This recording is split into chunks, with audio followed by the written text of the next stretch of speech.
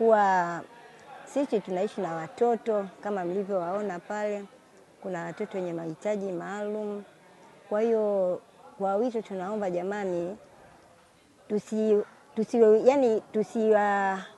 tusiwasahau watoto. Kwa kweli japokuwa watoto wana changamoto nyingi na ni ngumu, lakini kwa uwezo wa Mwenyezi Mungu kituo kama kituo anapambana, watoto wanasoma vizuri, mahitaji yao wanapata kama kawaida.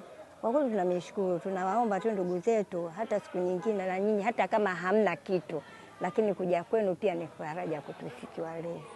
Basi tunaomba na jamii pia wasisahau kwa tembelea watoto wenye uhitaji, sio hapa tu, hata sehemu nyinginezo pia. Tukio la leo kwanza tunaadhimisha kama taasisi na kampuni ya Tanga Pazuri Sports and Bar, tunaadhimisha miaka 2 toka tuipate. Kwa hiyo tunamshukuru Mungu kwa kuweza kutufikisha mpaka siku hii ya leo, na siku ya leo hatukuona tuisherekee sisi kama sisi, tukaona tuje tusherekee na familia ya Kasa. Tuje tusherekee na familia ya Kasa, ni watoto wahitaji. Tukasema tuje tusherekee nao kwa maana ni watoto ambao kwa mara nyingi wanasahaulika na jamii. Lakini sisi tunamshukuru Mungu kwa kuweza kuwakumbuka.